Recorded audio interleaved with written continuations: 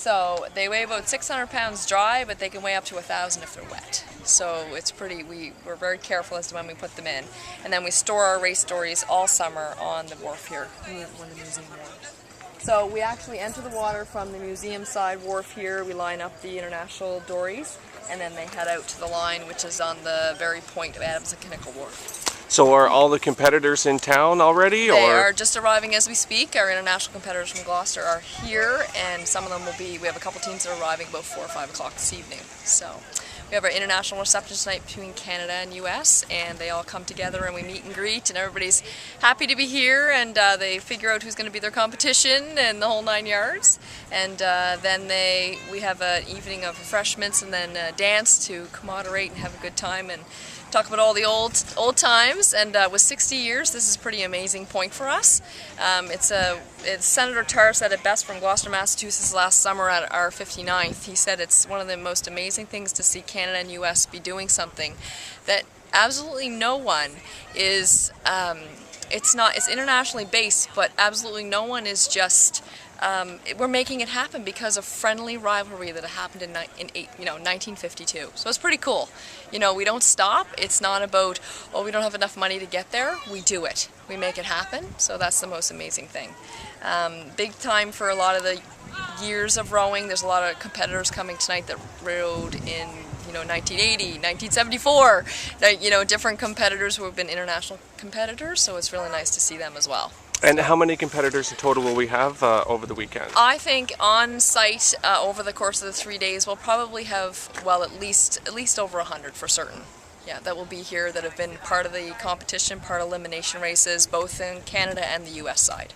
Oh, wow. So, yeah. So, in your opinion, Kelly, what makes the dory races exciting and unique for people to come and check out? I think what is really cool is that it's amazing heritage. When we started off these boats, which were incredible fishing boats, and the rivalry began in 1952 when it was fun. They were having a fun shoot in a bar, having rum, and said, I can beat you, you can't beat me. Well, I row the dory all day long, I row it too. And then it ended up, so I think the most neatest part is knowing that that size of a boat can become a competition and a race. And the competitors are now very athletic, and they're very much, they want to win for their country. And it all goes down in history. The Fisherman's Museum has a trophy set up, and it's a huge display, and it shows all the different wins over time. And I think it's the biggest thing is about heritage, sport, and friendly rivalry. That's the coolest part. And what are these dories made out of? The race dories and any dories that were built for us through the museum are a hemlock and pine, and then the ribs are made of a tree trunk. So it's very specific, and it's an old way to build the boat. And there hasn't been any new groovy stuff put into these guys. They're all the old style carpentry and workmanship from the boatsmen, for sure. Now, I understand that the color scheme on the dory is important. Can you talk to us about, because that's there for a reason, the green trim on the outline and the kind of, I guess, what color would you call that, I guess? This is called Dory Bluff. It has its own name. There you go. Yeah, bought and sold as Dory Bluff. It's very popular, not only for our dories, but for people alone who love to paint their things in this color. The green is traditional green for fisherman's green, a darker color on the top. You can always tell an old fisherman's boat by how much the paint is worn off. And in our dories you can tell how much they've been rowed by the grooves in the tolpin segments, that the green paint is gone completely. So a big tradition to carry those boats in our Dory Bluff color, especially for Lunenburg. We've always had that Dory Bluff color, and that's the tradition to see that dory on the water and all the paintings and any surroundings and things you see. That dory yellow is there. And I mean, the weather's supposed to be good this weekend, so beautiful, beautiful. Much different than our elimination races. We had huge winds, rainstorm during our eliminations. It was very tough on our competitors. Their times were quite a bit more, probably about a minute or so more. So this will be interesting to see them row in the heat. And but an amazing day. Will be wonderful for spectators, wonderful for friends, and it'll be great to cheer them on. We'll have Amsa boats on dock, which will be blowing their horns and cheering on the crews. And we're hoping to take, Canada wants to take at least four to four. I'm going for four. I think my teams can do it. And what time do things get underway? And is it free of charge? It absolutely is. There's absolutely no cost to come to the races. We are here to promote the sport of dory racing. You come, stand on whatever wharf you like, either the museum wharf, the Amsa wharf is open to the public completely. We'll have lots of PA system. There'll be lots of announcing, music, things like that happening. Everything gets underway at 10 o'clock. Our first race will go off. We'll start with a junior race, and we'll race for approximately between 12 and noon. We have 5 races set to go. All right. And is this on Friday? This is on Saturday. The 25th. Okay. All right, Saturday morning. So we're doing some video here. So where would be the best place for people to view it? Let's take a walk past the dory shed. This is the slipway that we use to launch the dories.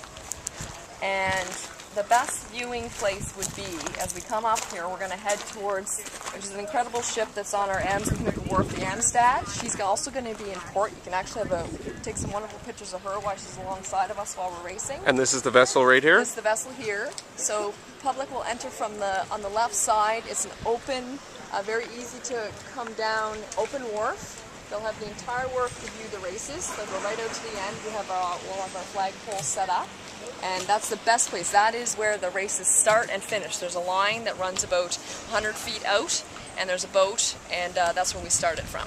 And how far is the distance that their participants are racing? Our participants race, we have the 4 categories race a half mile, quarter mile down, quarter mile back, and our senior competitors race 1 mile, half mile down, half mile back. And it's 2-person in the dory? That's correct. We have double dory racing only, and you have a bow and a stern person.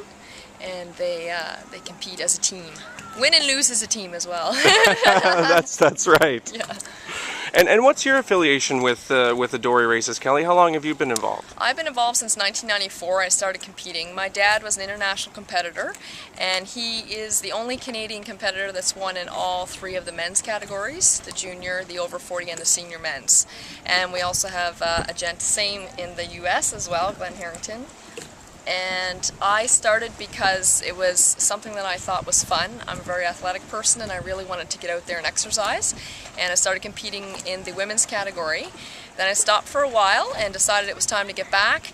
The Lunenburg Festival was closing its doors and coming down slowly, as Lunenburg has had some events that have gone in the past, and we wanted to keep the dory racing alive. So I decided to take over as the president so that I could keep the sport alive and well and keep us rolling right into 100 years if possible. And I mean, do you feel like with the level of participation, you mentioned about 100 competitors there, is the tradition strong and going to continue? It's amazing. We've had an increase over the last 3 years since we opened up the Canadian Dory Racing Association of we carry a member base of rowers alone, about 50 members a year, and we've just been growing. We've also, there's been some new clubs open in the area which contributes to our rowing here. We have the Mahone Bay Club. We have the Queen of Hearts Rowing Club in Clark's Harbour, which has been running for almost 8 years. So all those clubs in the communities, suffice to say that they want to compete in the internationals and keep it going between ourselves, Lunenburg, and Gloucester, Mass.